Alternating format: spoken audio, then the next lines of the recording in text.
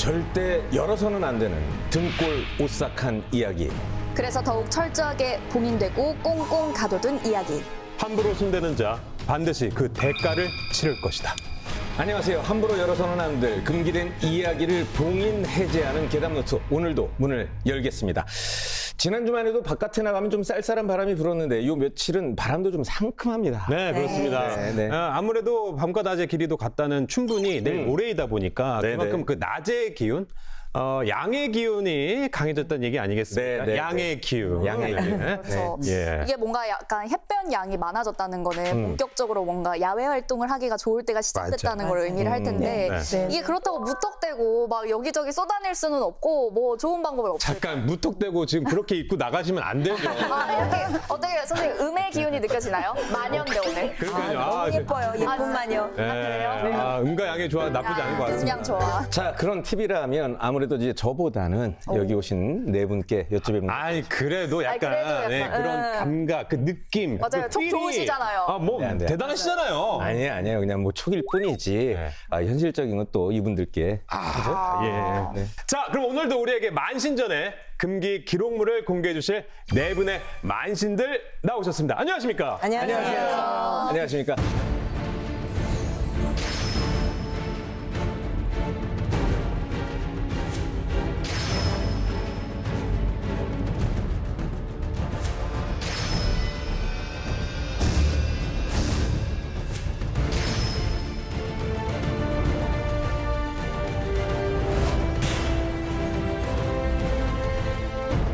휴련함 선생님, 저희는 뭐 충분히 다가오면 햇빛 양도 많아져서 외출할 때는 선크림 듬뿍 바르고 나가야 된다라는 생각을 하는데 네. 무속에서는 충분에 대한 다른 해석이 좀 있겠죠? 계절의 변화는요, 네. 그 사람의 변화까지도 네. 같이 연결되는 거기 때문에 되게 중요한 분기점을 보기는 하는데요. 예. 우리가 보면은 음과 양이 만나서 조화를 이룬다고 하잖아요. 네. 근데 이때 햇빛이 제일 많이 쬐일 때예요. 네, 네. 근데 햇빛이 제일 많이 쬐일 때는요, 제일 좋은 방법은 우리가 세탁을 하잖아요. 네, 네. 그러면은 남자분들이나 여성분들 속옷을 걸어놔, 그러니까 건조기로 요즘 많이 건지는데 그냥 양지 바른 곳에 올려놓고서는 그거를 안 내렸으면 좋겠어.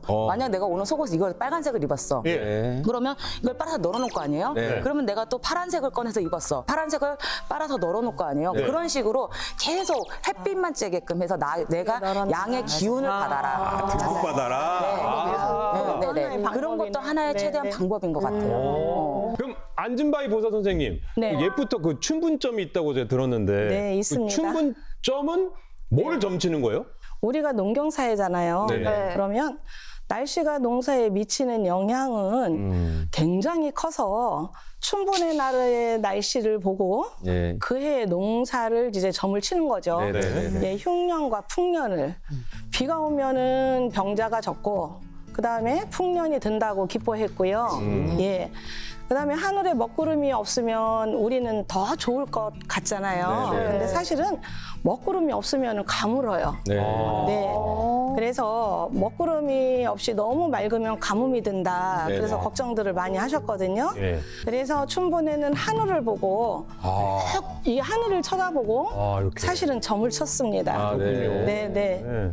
부연자 선생님 최근에 또 날이 따뜻해지면서 이사 가시는 분들도 굉장히 많으시고 많죠. 네, 또 인테리어 바꾸려고 하는 분들도 많은데 이런 분들에게 해주실 만한 조언이 있을까요? 풍수 인테리어상에는 가장 중요한 포인트는 현관입니다. 네. 이제 현관에는 집의 얼굴, 그다음에 집의 첫 인상을 결정하기 때문에 네. 현관을 통해 좋은 에너지가 들어오기 때문에 가장 신경을 써야 하는 장소라고 할 수 있죠. 그래서 네. 이제 거기에 두지 말아야 될 것들은 네. 낡은 신발, 네. 그리고 분리수거 하는 거, 그다음에 우산, 뾰족한 우산, 그리고 있네. 골프채, 아. 그리고 낡은 신발들 이제 두게 되면은 들어오는 기운들이 막혀버려요. 그래서 현관 입구를 이제 인테리어 할 때는 될 수 있으면 밝은색, 네. 환한 톤으로 하는 게 가장 좋습니다. 네. 밝으면 악기도 못 들어와요. 그러니까 어쨌든 들어보면 그러니까 부지런해야 된다라는 얘기고 그 부지런함을 통해서 또 내 삶도 바뀌어지는 거예요. 약간 현실적으로 또 바꿔서 얘기를 하면 네. 아니 그리고 또 이제 봄 하면 또 화분이잖아요. 아, 네. 식물들. 네, 우리 집에 또 화분이 4개가 있는데 영보신다는 선생님 네. 무심코 놓았던 화분 가운데 네. 우리가 꼭 주의해야 될 게 또 있나요? 화분을 집에 이렇게 식물을 집에다 두면은 이 집안의 기류를 많이 바꾸고 네. 또 특히 올해 병원형 같은 경우는 네네. 불의 기운으로 많이 들어와 있잖아요. 네네. 그래서 올해는 불을 관장하는 게 뭐겠어요?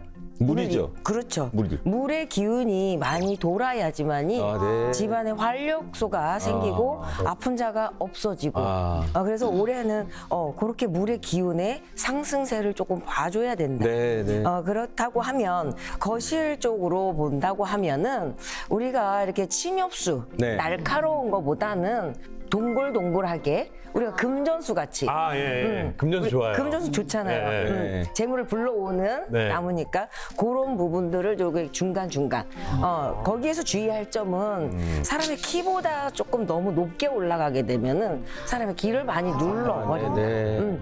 그런 것들은 조금 주의할 점이고 네. 살아있는 식물도 있지만 네, 네. 죽어가는 식물도 있잖아요. 네. 그건 분명히 처분을 하셔야 돼요. 네. 정리하면서. 그러니까 청소도 하고. 그렇죠. 이렇게, 맞아요. 깨끗하게 정리해야 네네. 되는 것 같습니다. 네.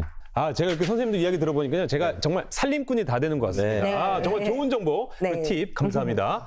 자, 이제 더욱더 강력하고 더욱더 옥삭하고 캡사이신보다 더 매서운 만신전에 꽁꽁 숨겨진 기록들이 이제 공개가 됩니다. 자, 가장 먼저 어느 분이 열어주실까요, 최서임 씨?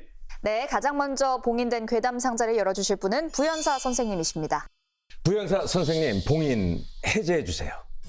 망자들의 추악한 쾌락과 그 대가의 응징. 부연사 선생님의 봉인된 이야기. 오늘 제가 전해드릴 금기된 기록.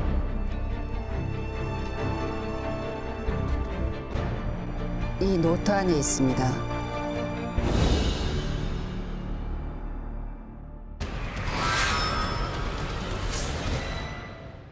죽음으로도 끊어내지 못한 추악한 집착이 살아있는 사람의 인생을 송두리째 짓밟기도 합니다.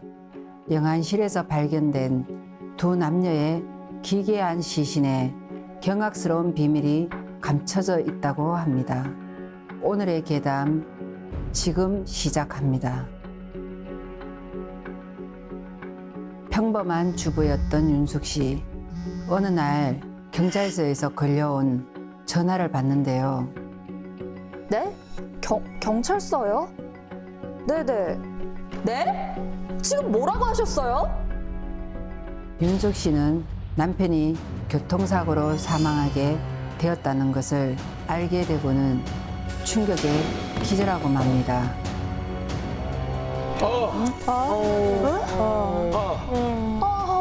그런데 경찰서에 간 윤숙 씨는 경악스러운 사실을 알게 됩니다. 남편이 주차된 차 뒷좌석에서 다른 여자와 불륜을 저지르다 트럭에 받쳐 죽게 되었다는 것인데요. 와, 얘 최악인데. 윤숙 씨는 자신의 남편과 바람났던 여자의 남편인 민석 씨의 도움을 받아 겨우 집으로 올 수 있었습니다. 민석 씨 또한 윤숙 씨처럼 이번 일로 받은 충격이 이만저만이 아니었는데요. 아니 어떻게 이럴 수가 있는 거죠? 아니 불륜을 저지르다 죽은 것도 말이 안 되는데 아니. 사후강직? 참 그 짓을 하다가 죽었는데 몸이 굳어서 서로 떨어지지가 않다니. 씨. 그렇습니다. 두 사람의 충격이 배가 됐던 건 어처구니 없게도 그런 짓을 벌이다 죽을 때 사후 강직이 일어났기 때문이었습니다. 죽은 뒤에 화학 변화가 일어나 근육이 굳어지는 걸 사후 강직 혹은 사후 경직이라고 합니다. 그러나 무속에서는 이승에 남은 지독한 미련이 쇠사슬이 되어 죽은 자의 육신을 억지로 붙들고 있는 상태를 말합니다. 안 떼어지는 거잖아요. 둘이 떼어놓은 채. 이거 참. 그런데 윤석 씨와 민석 씨는 장례를 치르고 난 뒤 이상한 일을 겪게 됩니다. 우리 자기 보고 싶었어. 넌 내 거야. 그럼 즐겨볼까?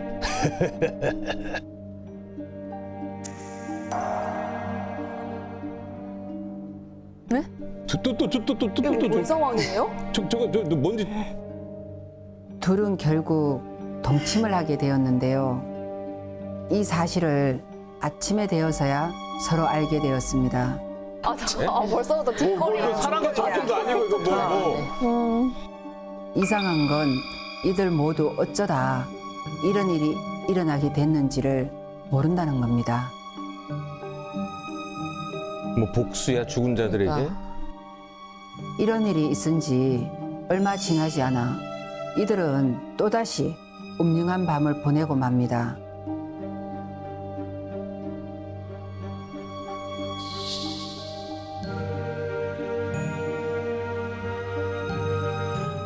이번에도 아침이 되어서야 전날 밤 자신들이 어떤 짓을 벌였는지 알게 되었습니다.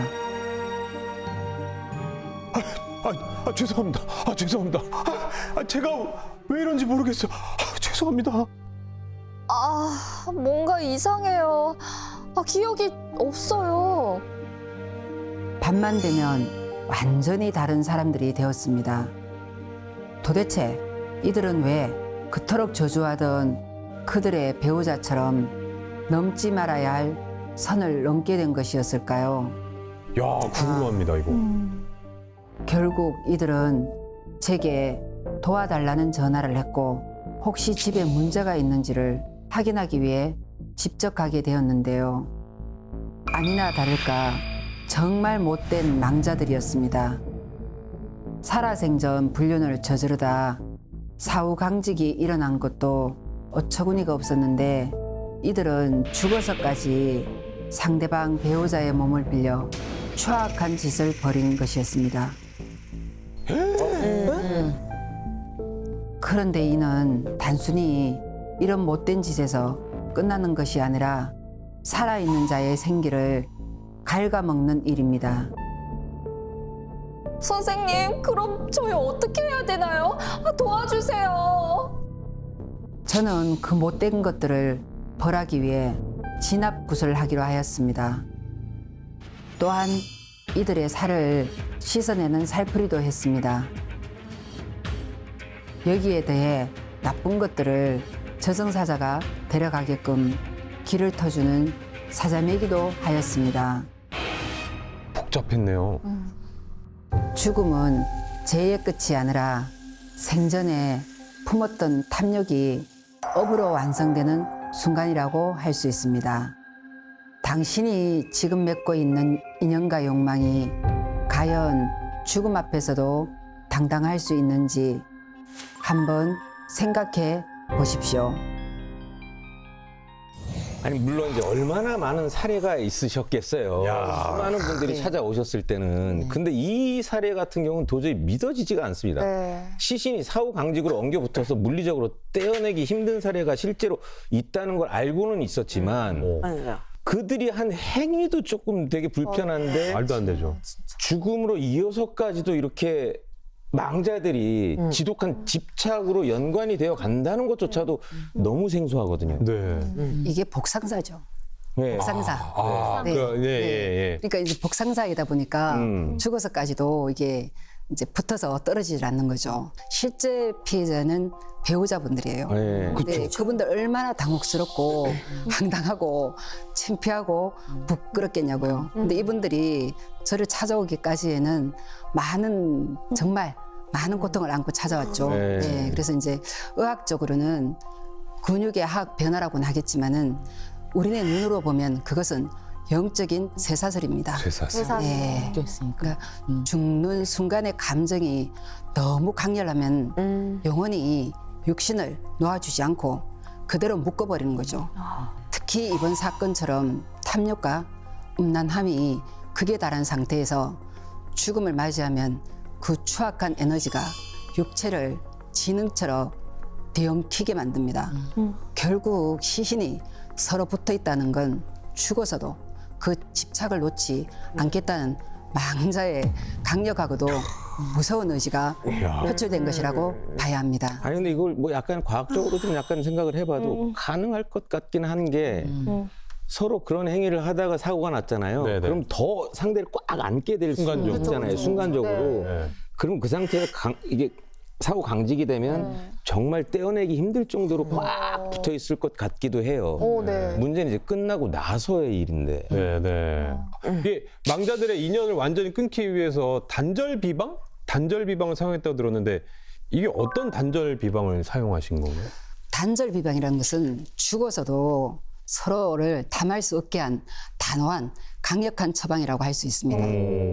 그래서 살아있는 배우자들에게는 부적을 붙이고 밀가루와 매운 고춧가루를 뿌려서 제를 지내는 단절 비방을 사용했습니다. 네, 밀가루는 이제 귀신의 눈을 감게 하는 거고 밀가루 뿌려서 귀신 눈을 완전히 감게 하고 매운 고춧가루는 매운 독한 냄새에 놀라서 도망가라고 이제 하는 비방입니다. 네. 그래서 밀가루와 매운 고춧가루를 사용하고 모형 칼을 사용한 것입니다. 아니 이게 죽은 사람들이 아니라 이게 살아있는 사람들이 그 밀가루랑 고춧가루를 견뎌야 되는 건가요, 선생님? 그렇죠. 와, 진짜 그것도 억울한데. 그러니까 그분들도 피해자분들 얼마나 억울하겠어요. 그러니까요. 배우자분들이. 네.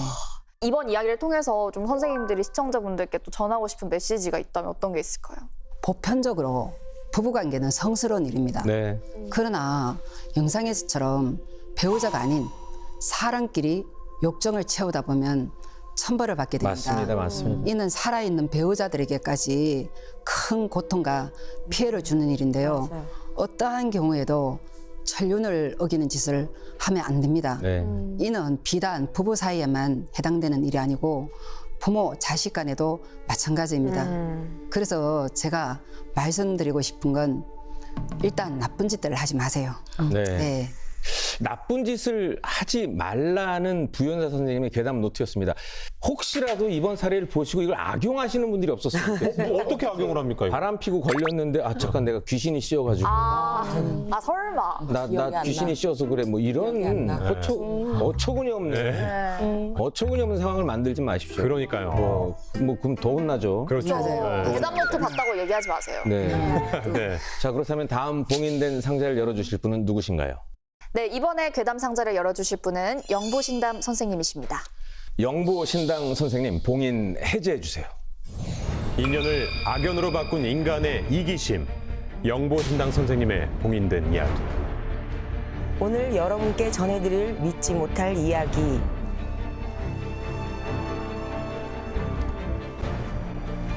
이 안에 있습니다.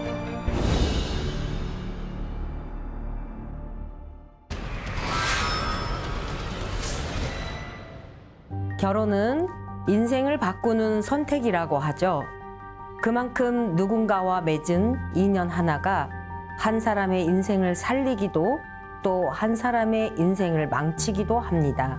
오늘 들려드릴 이야기는 누군가의 욕심으로 사랑하는 사람을 위태롭게 만든 남자의 사연입니다. 선생님, 제 아내가 많이 아파요. 저희 집으로 와서 아내 한 번만 좀 봐주세요. 병원이 아닌 무당에게 연락을 해온 성찬 씨. 그 절박한 목소리에 저는 성찬 씨의 집을 찾아갔는데요. 뭐 병원을 갔어도 뭐 별 이상이 없다라고 진단을 받았나? 그랬나 봐요. 그러니까요. 방 안에는 혈색 하나 없는 얼굴에 병색이 완연한 젊은 아내가 누워 있었습니다.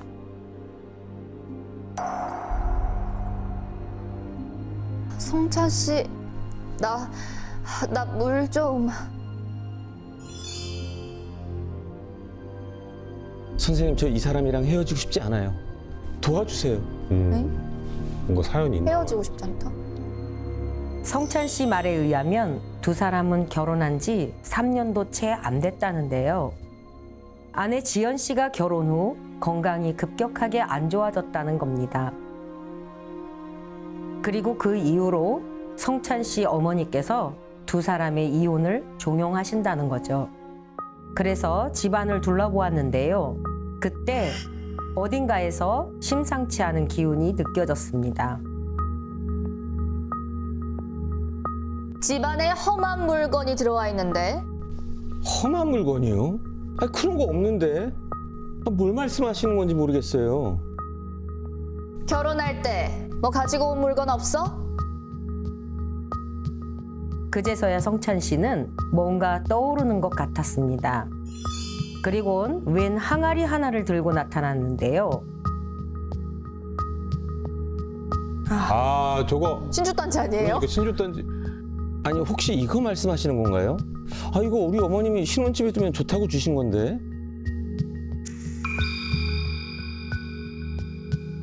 그 순간 항아리 안에서 구슬이 엮인 팔찌 하나가 나왔습니다. 그 팔찌에 걸린 주술이 지연 씨의 길을 누르고 있었던 거였죠.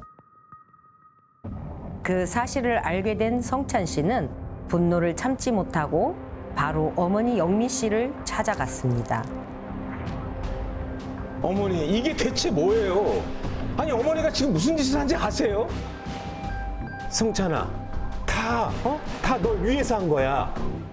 그 후 어머니는 진실을 털어놓았습니다.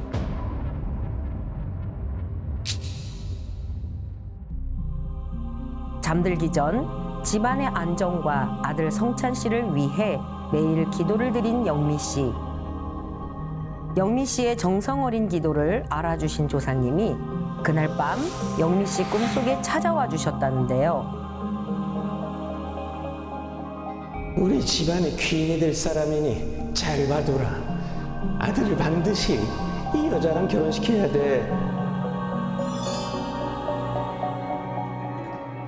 꿈에서 깬 영미 씨는 예사 꿈이 아님을 느꼈습니다. 영미 씨는 친구 집에서 사진 속 주인공을 만나게 되는데요. 영미 씨의 친구 딸 지연 씨였죠. 그 후 영미 씨는 아들과 지연 씨를 연결해 주려 발벗고 나서기 시작했는데요. 성찬아, 엄마 친구 딸 한번 만나볼래? 아이 엄마 나 아직 고시도 합격 안 했는데 무슨 여자야. 괜찮아. 넌 일찍 장가 가야 잘 풀린다고 했어. 심지어 궁합도 안 본다는 4살 차이야. 어머니의 성화에 지연 씨를 만나게 된 성찬 씨. 다행히 지연 씨와 성찬 씨는 서로를 마음에 들어 했습니다. 좋아하네. 딱 좋아하네. 표정 보니까. 엄마 말 잘 들으면 되지. 그렇게 결혼까지 빠르게 진행되었는데요. 점집으로 결혼 날짜를 받으러 간 영미 씨는 찝찝한 말을 듣게 됩니다. 여자 쪽 기가 너무 세서 아들 성찬 씨가 명줄이 짧아진다는 거였죠. 그 후 비책을 하나 받았는데 그게 바로 항아리에 담긴 팔찌였던 겁니다. 오 마이 갓. 그렇게 위험한 물건인 줄도 모르고 성찬 씨는 그저 집안에 두면 좋은 물건일 거라고만 생각했죠. 그리고 그 덕이었는지 결혼 후 정말 성찬 씨의 앞날은 술술 풀렸습니다. 직장에 집 문제까지 해결된 성찬 씨. 성찬 씨는 정말 어머니의 꿈처럼 아내 지연 씨가 귀인으로 느껴졌습니다. 그러다 아내 지연 씨가 아이까지 갖게 됐는데요. 하지만 기쁨은 오래가지 못했습니다. 갑자기 늘어난 업무량에 스트레스를 받은 지연 씨가 유산을 하고 말았는데요. 그 후 지연 씨의 건강은 급격하게 나빠졌습니다. 건강을 챙기기 위해 일까지 그만둔 지연 씨.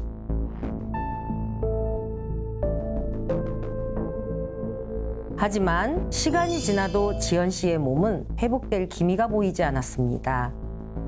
그런 며느리의 모습에 영미 씨는 해선 안 될 말을 하고 마는데요. 저러다 상 치르기 전에 이혼하고 새 짝 찾는 게 어때? 한 살에도 젊을 때 헤어지는 게 좋아. 천생연분이라고 맺어줄 땐 언제고 아프니 이혼하라는 어머니. 그 순간 성찬 씨는 어머니의 이기심에 기가 찼다는데요. 모든 진실을 알고 난 후 어머니에 대한 원망은 더 커졌고 죄책감마저 들었습니다. 사랑하는 아내를 갉아먹고 있었던 건 자신이었으니까요. 얼마나 미안하겠어요. 아이고. 자기 자식이 귀한 만큼 남의 자식도 귀한 법.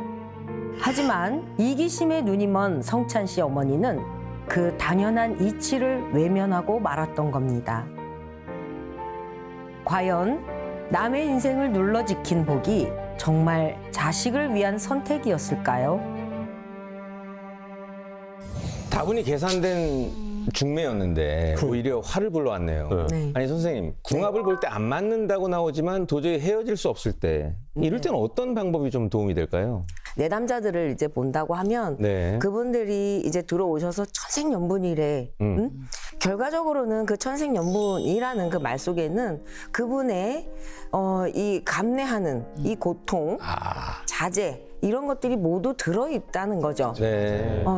그래서 누구 하나가 이제 참느냐, 참지 못하느냐, 서로의 상대방을 아느냐, 못 알아주느냐, 이 차이인 것 같아요. 네. 그래서 그 코드를 조금 이해를 잘 하신다고 하면, 네. 그거는 안 맞는 사주라고 하더라도 네네. 살아갈 수 있는 그 힘이 될 수 있겠죠. 네. 응?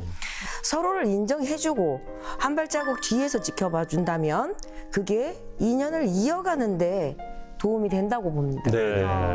진짜 그 선생님이 보셨을 때 궁합이 안 맞았을 커플 이럴 때 그 사실 헤어질 확률이 좀 얼마나 됩니까? 그러니까 저는 원래 제가 보는 이 점사 자체가 그냥 들어오면서 맞나 안 맞나를 봐요. 이런 사주불이 없이 그냥 보여지는 대로 봐요. 예.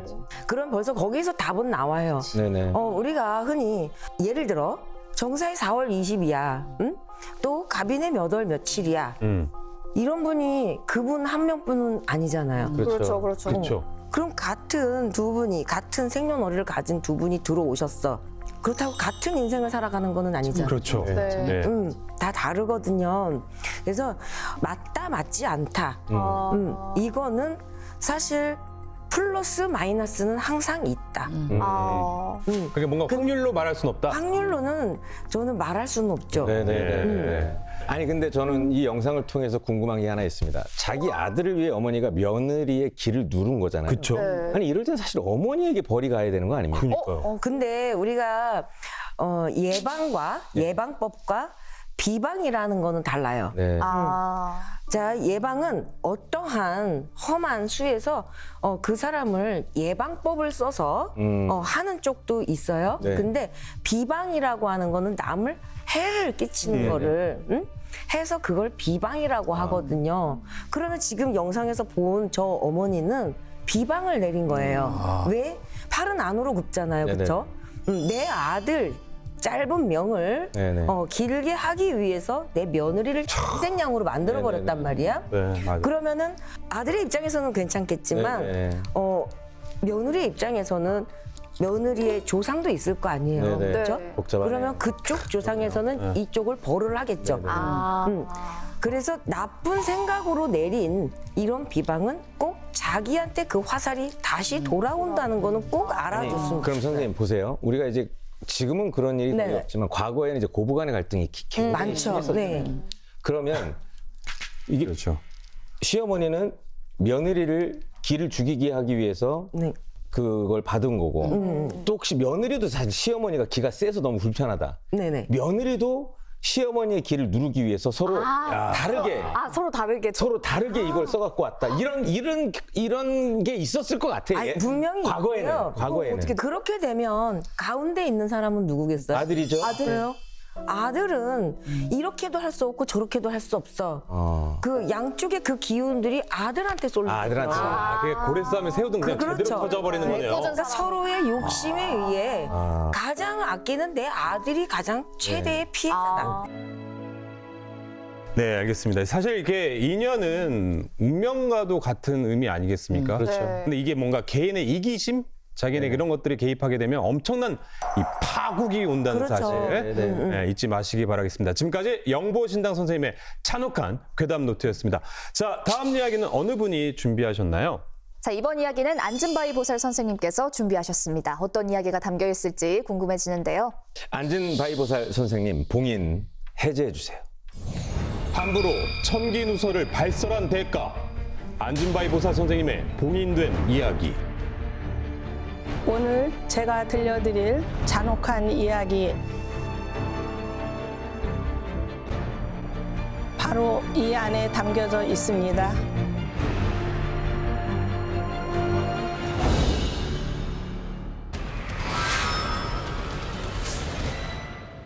선무당이 사람 잡는다고 하죠. 서투르고 미숙한 사람이 나서게 되면 항상 일이 생기고 맙니다.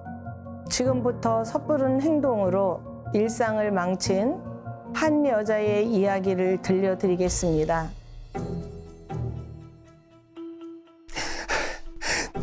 나쁜 놈, 내가 진짜 가만히 안 둘 거야. 내가 그놈은 안 된다고 했잖아. 처음부터 느낌이 안 좋았어. 그러니까 네 말을 들었어야 됐는데. 어릴 때부터 유독 촉이 좋았던 선우 씨. 그 덕에 친구들의 상담을 도맡으며 선무당이라 불렸습니다. 이야. 약간 귀문 열리신 분인가? 집 진짜 괜찮지? 어때? 계약금 오늘 넣을까? 별로 느낌이 안 좋은데. 아이, 그럼 어쩔 수 없지. 선무당님이 아니라니까 포기. 야, 절대인데요, 절대. 철석같이 있네요. 그리고 시간이 흐를수록 선우 씨의 촉은 점점 더 날카로워져 갔는데요. 너 소식 들었어? 진구 선배 바다 놀러 갔다가 헉? 사고 나서 죽었대. 근데 너 저번에 선배한테 물 조심하라고 하지 않았어? 아, 선무당이 완전 소름. 선우 씨는 자신이 조금 더 적극적으로 말렸다면 선배의 불행을 막을 수도 있지 않았을까 하는 생각이 들었습니다.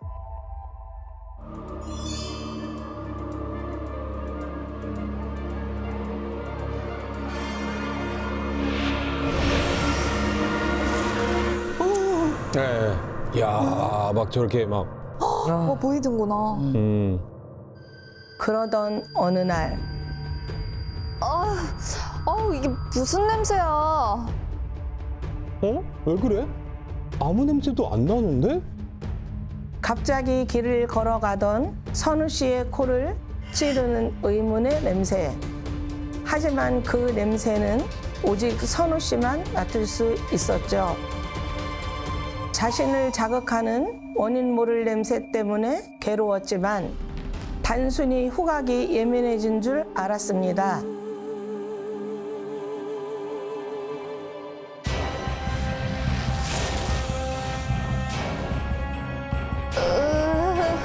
안 돼. 안 돼. 가위에 눌려 괴로워하다가 겨우 깨어난 순간 코를 찌르는 악취에 편하게 숨도 쉴 수 없었던 선우 씨. 참다 못해 코에 문제가 있나 싶어 병원에 찾아갔지만 의학적으로는 문제를 찾지 못했는데요.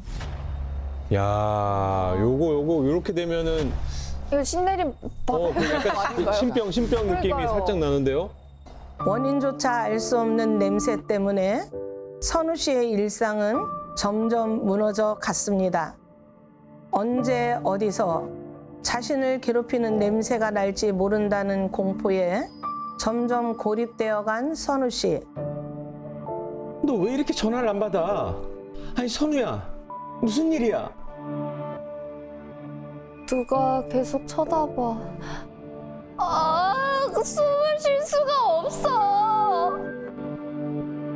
결국 엄마 손에 이끌려 저를 찾아온 선우 씨. 저는 선우 씨를 괴롭혔던 냄새의 정체를 알려주었습니다. 그건 바로 귀취, 즉 귀신의 냄새죠. 귀신의 냄새요? 알고 보니 돌아가신 선우 씨의 할머니는 무당이셨는데요. 그 영향으로 선우 씨가 남들보다 좋은 촉을 가지고 있었던 겁니다. 그래서 예전부터 선우 씨의 엄마는 딸에게 함부로 느껴지는 걸 말하지 말라고 충고를 해왔습니다. 아, 봐도 못 본 척해라.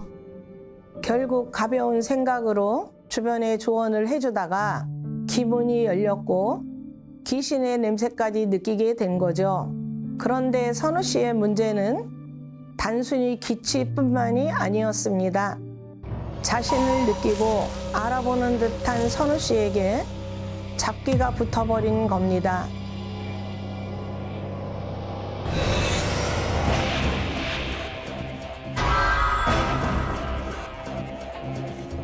그래서 기치가 더욱 강해졌던 거죠.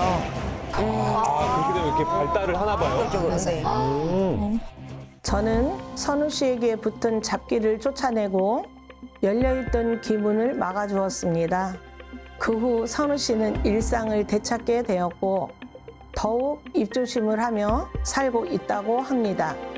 지금까지 천기 누설의 결과가 얼마나 무거운지 알려주는 괴담이었습니다. 채취라는 건 이제 사람을 포함한 모든 동물의 몸에서 나는 냄새죠. 네. 보통 성별이나 식습관, 건강 등 다양한 요인이 영향을 주는 걸로 알고 있는데 그렇죠. 귀치요. 네. 귀치란 정확히 무엇을 뜻하나요? 기치는 사람마다 모든 사람이 우리 살아있는 사람도 다 자기만의 체취가 있어요. 있어요. 그렇죠, 그렇죠. 네. 죽은 귀신도 자기가 이제 어떻게 죽었느냐에 따라서 그 체취를 풍기는 거죠. 그걸 우리가 보고 기치라고 합니다. 그러니까 귀신의 냄새. 네, 네, 네. 네, 네. 그러면 선생님 이게 귀치는 악취처럼 느껴지나요? 아니면 좀 다른 어떤 냄새로 느껴지나요? 네, 산 사람의 냄새와 귀신의 냄새는 아주 다르죠. 네. 예, 이거는 뭐 정말 누가 봐도 구분이 딱 가는 거예요. 그래서 보통 기치는 그냥 우리가 속이 뒤집어져서 못 살겠어. 네, 네, 네. 막 정말 이거 막 오바이트도 나야 되는데 안 나고 이런 고통을 주는 아주 심한 경우가 있습니다. 네. 네, 예를 들면 불에 타서 죽은 귀신은 네. 정말 누린내가 심해요. 맞아요. 예, 우리가 막 누린내 나는 걸 못 참지 않습니까? 네. 그리고 또 생선 비린내가 나요. 총칼에 맞아서 죽은 귀신. 그런 사람들은 또 피비린내가 납니다. 네. 그리고 또 객사한 귀신이 있어요. 네. 객사한 귀신들은 다 원한이 많아요. 네. 뭐 우리가 천수를 해도 자기 명대로 살아도 한이 많다고 합니다. 귀신은. 근데 하물며 내가 살다가 객사를 한 거예요. 그러니 얼마나 원한이 많겠어요. 그러니까 이 사람은 휙 지나가는 게 하수구 냄새도 났다가 정말 이거는 표현 못할 그런 아주 심한 악취가 나는 거죠. 네. 그리고 보통 이 기치는 시신이 다 썩어서 없어질 때까지 냄새가 납니다. 아, 그렇습니까? 네네. 악취가 강하게 느껴질 때는 신기하다. 귀신이 정말 제 옆에 가까이 와 있는 거예요. 네네. 네. 그래서 주의를 정말 많이 하셔야 됩니다. 네. 야, 선생님들은 그 천기누설을 네. 중요하게 생각하시잖아요. 그렇죠. 이게 이렇게 네. 영상에서 본 것처럼 이 정식 점사가 아닌 뭐 뭔가 이렇게 가볍게 뭐 조언을 해주는 것도 약간 위험해요. 요즘에는 옛날처럼 옛날에는 파멸을 맞이하지 않았어요. 네네네. 근데 지금은 이제 세상이 바뀌어서 사람이 이제 이승을 떠나서 저승으로 가면 네. 거의 화장을 해서 이제 납골당으로 가죠. 예, 그리고 파멸을 많이 해서 납골당에 안치를 합니다. 맞아요. 그러다 보니까 정말 혼신들이 많이 떠 있어요. 예. 그러면 젊은 친구들, 이 자손들한테 그게 접신이 많이 됩니다. 그래서 가볍게 정말 운세를 봐주는 친구들이 굉장히 많습니다. 많아요. 뭐 유튜브도 많고 재미삼아 보고 또 타로를 배워서 나름대로 이제 유튜브에서 타로를 배워서 타로점을 보고요. 스스로 본인이 기적을 느끼려고 애를 쓰는 거예요. 네. 그러다 보니 정말 우리 길을 가지 않아도 될 사람들이에요. 이 사람들은 이 길을 가서는 많이 부족하지 일반인으로 정말 잘 살아야 되는 거죠. 그렇죠. 근데도 불구하고 본인 스스로 기적을 땡겨서 네. 기문이 열려버린 거예요. 예. 많아요. 또한 가벼운 내용이라도 천기누설이 될 수 있습니다. 그렇기 때문에 가벼운 조언에도 조심을 정말 하셔야 돼요. 예, 왜냐 네. 그 가벼운 말 한마디를 듣고 네. 정말 상대는 그대로 행하는 경우가 있기 때문에 맞아요. 정말 천기누설이라는 단어를 쓸 수밖에는 없습니다. 그래서 우리 이상민 씨가 그래 조용하라고 나 내 입에서 뭐 무슨 말 나오게 하지 말라고. 그러니까 말을 안 하시는 거네. 우리 옆에서 이제 계속 더 물어봐도. 이상 물어보지 않을게요. 그러니까. 아니 나는 사실 이것도 죄송해요. 몰랐어요. 저 지금까지 아니, 몰랐기 난 이걸 때문에. 알아서 말을 안 한 게 아니고 그냥 왠지 하면 안 될 것 같아서 계속 안 하고 있었어. 그것조차도 촉이잖아요. 현명하세요, 현명해. 그러니까 이제 물어보지 네. 마. 알겠습니다. 이게 몰랐어가지고 이제 알았으니까 네, 정말 현명하신 하지 마요. 분이에요. 예, 네. 물어보지 맙시다 우리. 그러니까 내가 네. 이게 뭔가 이것도 어떻게 보면 인생의 연륜이에요. 그 경험과 이런 것도 있는데 뭐 하지 말아야 될 얘기. 예. 그럼요. 청기누설 절대 입 조심해라를 맞습니다. 알려주신 우리 안진바이 보사 선생님 네. 괴담 노트였습니다. 네. 자, 그럼 다음 노트의 주인공 어느 분이시죠? 네, 이제 오늘의 마지막 괴담 노트입니다. 효련함 선생님의 괴담 노트 열어주세요. 효련함 선생님 봉인 해제해 주세요. 신의 분노 그리고 피로 물든 집안 효련함 선생님의 봉인된 이야기. 오늘 여러분께 전해드릴 끔찍한 이야기는 바로 이 안에 있습니다.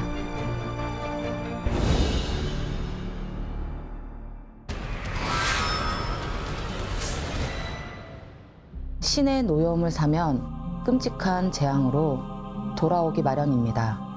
그리고 그 대가는 지은 죄에 상응하는 벌로 치르게 되는데요. 지금부터 어떤 신의 노여움을 사서 벌을 받게 되었는지 그 이야기 들려드리겠습니다. 남편의 병수발을 하며 3남매를 키운 경자씨. 1년 전 남편이 세상을 떠나자 경자씨는 큰 아들 내외와 함께 살게 됐는데요. 그동안의 고생을 이제야 보상받는 기분이었습니다. 그래도 어머니 모셨네요. 네. 하지만 그 생각도 잠시 아들 내외와 사는 건 마냥 편치만은 않았죠. 당신 나 몰래 적금 깼어? 설마 또 주식한 거 아니지? 아, 내 얘기 좀 들어봐. 아, 이번엔 진짜 믿을 만한 정보야. 야, 이거 터지면 우리 끝나. 우린 그냥 부자 돼, 부자. 지난번에도 그랬잖아. 그 돈이 어떤 돈인데? 우리 예지 대학 등록금이라고. 밤마다 이어지는 큰아들 내외의 부부싸움. 결국 큰아들 부부가 이혼하는 모습까지 보게 됩니다. 못 살죠, 사실. 그런 일들이 반복되면. 네. 그리고 이혼 도장을 찍고 돌아오던 날 태수 씨는 불의의 사고로 세상을 떠나게 되는데요. 아유, 이건 또 무슨 꼭 그렇다니까. 갑작스러운 아들 죽음에 충격에서 헤어나지 못하는 경자 씨. 정신줄을 놓은 경자 씨를 다시 일상으로 끌어낸 건 하나밖에 없던 딸 정혜 씨였습니다. 또 딸이 딸이. 있어서 또. 엄마, 내가 뭐 사와할게. 짠! 엄마 운동복이야. 내일부터 나랑 운동해. 매일같이 찾아오는 딸의 노력으로 경자 씨는 안정을 찾아가기 시작했는데요. 그러던 어느 날 매일 같은 시간에 같이 운동을 하던 딸 정혜 씨에게 연락이 되지 않았습니다.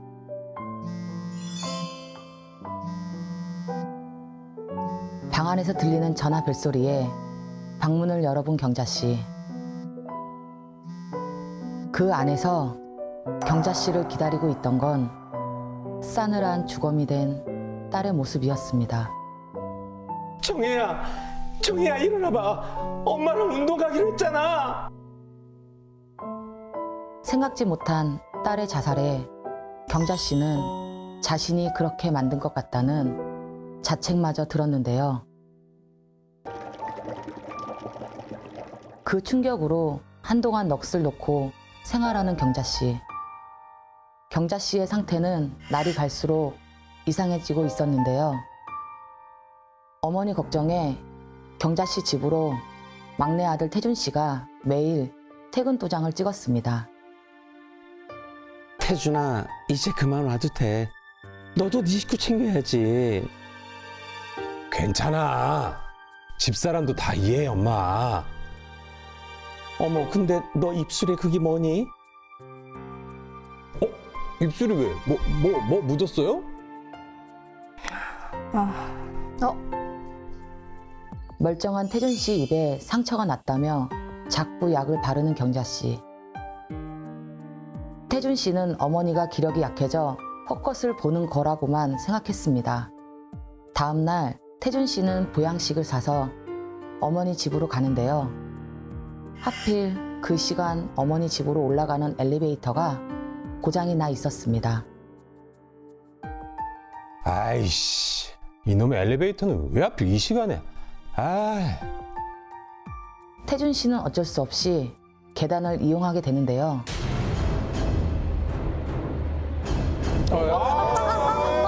못 보겠다. 왜? 안 볼란다, 진짜.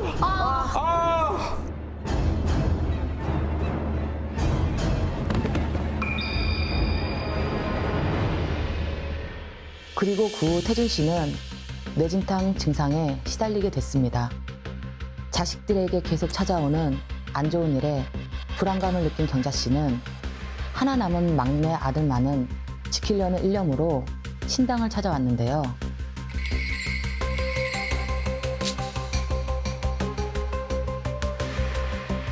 자식이 셋이 아닌데? 호적에 못 오른 자식이 있었죠. 셋이 아니구나. 그러자 과거 이야기를 시작한 경자 씨. 사실 경자 씨에겐 큰아들 태수 씨 전에 아들이 하나 더 있었다는데요. 시집 온 지 얼마 안 돼 아들을 낳은 경자 씨. 그런데 문제가 있었습니다. 그 첫 아들이 바로 언청이었다는 겁니다. 그 사실을 받아들이지 못한 시댁은 갓 태어난 아이를 그대로 뒷산에 파묻었고 경자 씨 부부는 그 일을 묵인했습니다. 그럼 벌 받죠. 진짜. 그로 인해 칠성의 벌전이자 칠성신의 저주가 집안에 내려진 거였는데요. 칠성신이 화가 많이 나셨어요. 죽은 아이의 한을 달래고 칠성신께 싹싹 비셔야 합니다. 하지만 경자 씨는 자신의 잘못을 인정하지 않았습니다. 내가 뭔 죄를 지었다고 빌어요. 나는 못해요. 자신은 떳떳하다며 저의 조언을 거절하고 그대로 돌아간 경자 씨. 그리고 얼마 후 다시 신당을 찾아왔는데요. 그런데 경자 씨의 모습이 첫 방문 때와는 전혀 달랐습니다. 큰 소리치고 돌아간 후 본인에게 내경색이 왔다고 하는데요. 그렇게 자신의 잘못은 없다고 버티던 경자 씨는 그제서야 칠성님께 싹싹 빌고 안정을 찾았습니다. 누구나 실수를 하고 잘못을 저지를 수 있습니다. 하지만 잘못을 알고도 용서를 구하지 않으면 더 큰 화가 되어 되돌아오고 끝내 그 값은 호되게 치르게 되죠. 부디 늦지 않게 자신의 잘못을 마주하시길 바랍니다. 한 집안을 풍비박산을 낸 이 이야기는 결국 아이로 인해서 칠성 벌전을 받은 건데 삼신의 벌전과는 어떻게 다른가요? 이제 삼신 벌전부터 말씀을 드릴게요. 네. 삼신은 일단 임신, 출산, 아이의 건강, 네. 산모의 기운, 그리고 집안의 혈통이 이어짐 이런 것들이 해당되거든요. 네. 그런데 삼신벌전은 생명의 기운을 뱃속에 담는 것부터 시작해 태어나기 전에 내려지는 벌을 말합니다. 이 경우 유산이 반복되고 태몽이 불길하고 잔병치레 같은 걸 아이가 태어나면서 안 좋은 걸 갖고 태어나는 거예요. 그런데 칠성벌전은 태어난 후 들어오는 걸 말하는데요. 네. 칠성은 북두칠성의 기운으로 수명, 자손의 복, 문서 관운, 하늘에서 내려오는 큰 복주를 뜻하거든요. 잦은 사고수나 집안의 상문살, 큰 암이 걸린다던가 아니면 자손 문제 이런 것들이 주기적으로 반복돼요. 그래서 태어났을 때 들어오는 벌은 수명을 관장하는 칠성의 벌전이 되는 거예요. 점집에 가면 그 칠성줄이 세다는 말을 하는데 이건 어떤 뜻인가요? 이거는 이제 두 가지로 나눠서 말씀드릴 수가 있는데 무속인이 될 사람에게 칠성줄이 세다고 말할 수 있고요.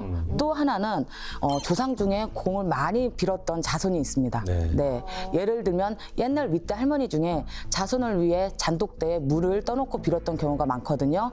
그러면 그 공줄, 칠성줄을 강하게 타고 태어났다고 말하고요. 저도 결혼하고 17년 만에 아이를 낳았거든요. 그래서 원래 제 사주엔 아이가 없어요. 네, 그래서 우리 아이도 칠성의 자손이라고 얘기를 해요. 네네네. 그런데 이 칠성줄이 세면은 수명이 짧다던가 아니면 큰 운이 와도 받지 못하는 경우가 있어요. 안타깝잖아요. 네. 그리고 또 고집도 세고 명줄, 목숨줄에 관련된 계속 안 좋은 일을 많이 겪게 돼요. 네네.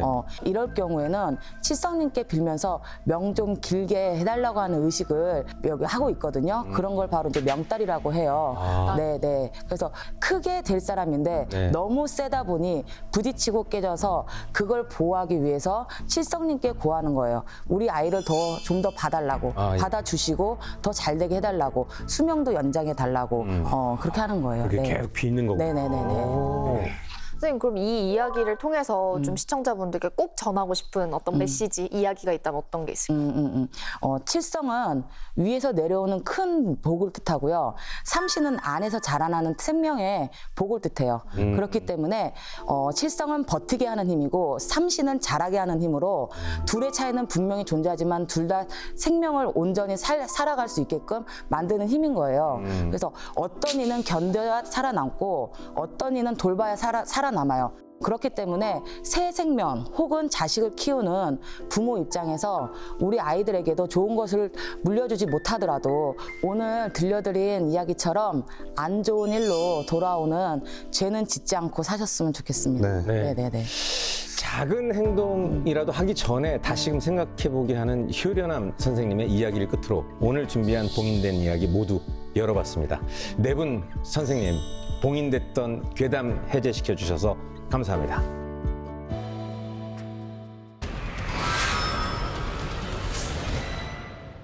자, 열지 말아야 할 이야기를 봉인 해제하는 금기된 이야기 괴담 노트 벌써 마칠 시간입니다. 시간이 너무 금방 갑니다. 그러게요. 3월도 뭐 거의 중반을 향해 달려가고 있습니다. 네. 아직 완연하진 않지만 그래도 따스한 봄 햇볕 누려볼 만합니다. 내일부터 봄 기운 많이 받으러 나가시길 바라면서 저는 인사드리겠습니다. 네, 다음 주에 저희는 더욱더 오싹하고 흥미진진한 괴담으로 다시 찾아뵙도록 하겠습니다. 다음 주에 만나요. 괴담 노트 봉인 완료.